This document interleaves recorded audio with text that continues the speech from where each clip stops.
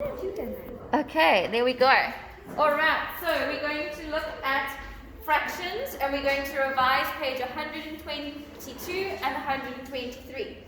So the first thing that we look at there, that we were sort of starting to look at, is how many pieces are inside something. So, for example, if I have a shape that is circular, and we were specifically looking at thirds and quarters, so I'm going to split it. Obviously, it's not going to be perfect because I'm not, you can draw perfect circles. Okay? No, you can't. You can see the whole thing. It's just because you're not, no, it's fine. Yeah. Okay, and if I split this into 6, and, okay, obviously it's not perfect because I'm not a perfect artist. Okay, that's really terrible. Let me just really fix that. That one was super bad. Okay. They all have to cross at the same point. Anyway, okay, so if we have a shape like that, and we want to see a whole is equal to how many thirds. So one whole entire fraction, or if we had the shape, our circular shape, how many thirds would make a whole? How many do you think, Kay? 3. 3 whole ones. Because if I had to split it into 3 pieces and shade all of them, 3 over 3 equals 3. 1 whole. Okay? Then we started to look at other things like how many thirds equal to 6s, right? So, how many thirds are there in a whole entire 6? Yes.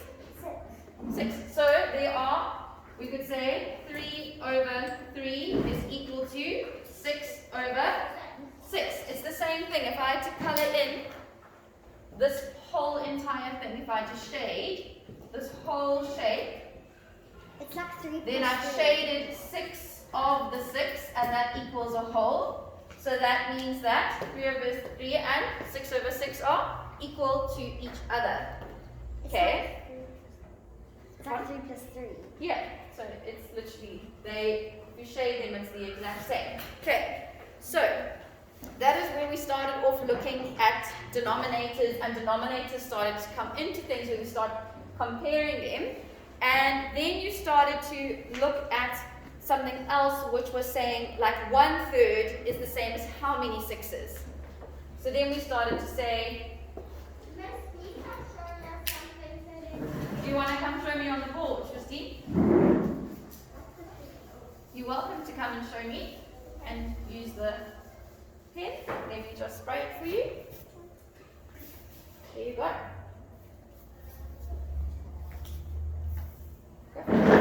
She showed us how to 1 out of 3. Yes.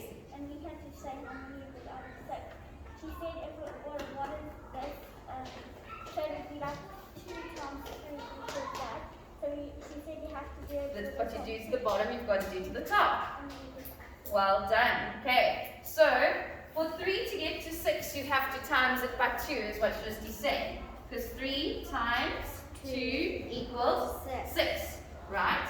So having that in your thoughts, you know that what you do to the bottom, you have to do to the top. So that's how you work it out. Okay, so I was, if you girls are very comfortable with me not having to draw the pictures anymore, if you're comfortable with knowing the times thing, then we can go straight into that. I was going to recap it by drawing pictures and all of that, but we can go straight into that. So, for example, 4 over, we did 4 over 6.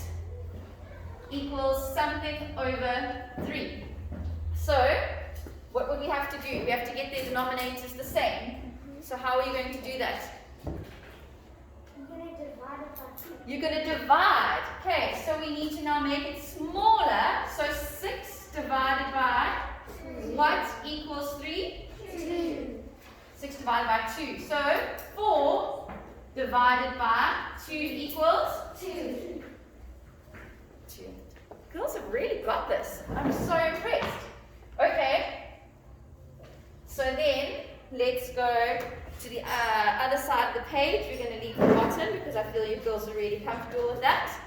So, question 1 said you had to compare fractions. So I'm going to just do the first one with you. You did this in your book. 1 over 2 and 1 over 4, and you have to compare. So I have taught JP before, and so I always like to say that the crocodile, the junior primary, the crocodile always wants to eat the biggest piece. He's not going to choose the little bunny rabbit on the side. If he sees the deer, he's going to want to get the biggest one. So it always has to face the biggest one. You don't open your mouth by facing your back to it. You've got to go for the biggest one, okay? He had an insect there and a buffalo there. Yes, and you're going to want to open your mouth towards the buffalo. Okay, so if we had to draw this, you would literally have the same size piece, and you can split it into a half, and you can split it into 4, and if you color in the half, and if you color in a quarter, you can see which one's bigger immediately. Which one's bigger? The half. But, yeah, so I'm going to, if you need to, you are able to use your fraction mat. They gave you a fraction mat there. So when you're doing today's classwork, if you need to use the fraction mat on your page, or if you want to quickly next to your page or somewhere and you want to try and just draw yourself, remember, whatever you draw has to be the same size. So if you're comparing 1 over 3 and you're comparing a half, when you draw it, both of your blocks need to be the same size. You can't compare this and that because it's not right. Okay, you have the same size chocolate. It's just that this chocolate's broken into 3 pieces and 1 of 3 pieces is being eaten. And this one is broken into 2 pieces and 1 of 2 pieces. And you can see straight away which one is bigger. Okay. Yes. Oh, you've got your fraction mats. Yes, I remember. I actually sent those to Mrs. Pizza when I was at home. You can use the ones that are also printed. That's lovely. Yeah, no, that's perfect. Okay, then if we go on to the next one, it says you have to order them from biggest to smallest. Okay, so you're going to have to compare them in order to be able to order them from bigger to smallest. I'm going to skip on from that to the next one. Can you stop clicking your pens, girls? Where we start to look at equivalent fractions. We spoke about this a little bit on the other side. We were looking at your other page. They gave you examples like 1 over 2 equals something over 4. What do I need to do? One day, what do I need to do? Am I going to times or divide? You're going to times because we want to get it bigger, hey, because this number is smaller than that one. So what do we times it by? 2. 2 times 2 is 4. So this one is 1 times 2 is 2. Okay, now they are equal to each other. Okay, so I feel very comfortable that you girls know how to do that because we spoke about it with the 6s and the 3rds. And then we've got complete. Oh, now we go on to adding. Okay, so this is where I wanted to definitely talk to you girls a little bit, was about adding fractions. So usually when you add, your denominators have to be the same. You cannot add something, and that's why you are learning equivalent fractions. That's why you are learning how to make things the same denominator. Because I can't take something that's 1 over 3 and add it to 1 over 6. I need to make them both over 6 or both.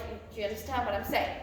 So this is why you've been learning all of that, is because you need to get the same denominators. So all of your sums, sorry, just closing that door because the great double R's are there. All of your sums on page 123 have the same denominator, which means you can add them. Yes? My mom taught me this just in time grade 2. It's in? Time. What do you mean? Like time Oh, in grade 2. Sure. Okay. So basically, if the denominators are the same, you can add them. So I'm going to give you an example. 3 over 8 plus 4 over 8. These denominators are the same, so we can add them. What is the denominator? Yes, Shristi? The bottom number. Okay, the denominators are the same. We can add them. So, what is my answer going to be, Anna? 7 out of 8. 3 plus 2 is 7. Well done. You're right. Even 3 plus 4. Can't you just add it? Sorry, 3 plus 4 is 7. Yeah. Sorry, M? Now what will be that? If there's like that, but let's say they both 8, you can go equals 4 out of. Yes. So now this is what the next thing is, and this is where Emma's correct. So when you get to this point, what's usually the best answer in a fraction is the smallest answer. So if you can, I would love it if you do it in your work, is that you say equals again, okay, and you can actually make this smaller. Okay, but a 7 isn't as nice a number to make small because you're going to have a fraction. So let's use a different example for that. This one we'll leave it as it is. But the best answer in a fraction is usually the smallest answer. And I'll show you exactly what I'm talking about with this sum. 1 over 4 plus 3 over 4. What does that equal to? 1 plus 3 is? 4. And what is that equal to?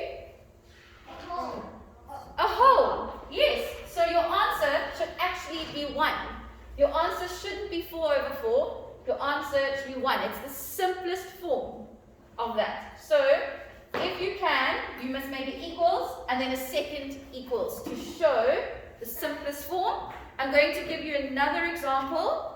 If I have 1 over 6 plus 2 over 6, and now I add those two together because my denominators are the same. So I'm going to get, what's the answer? Everyone shout it out.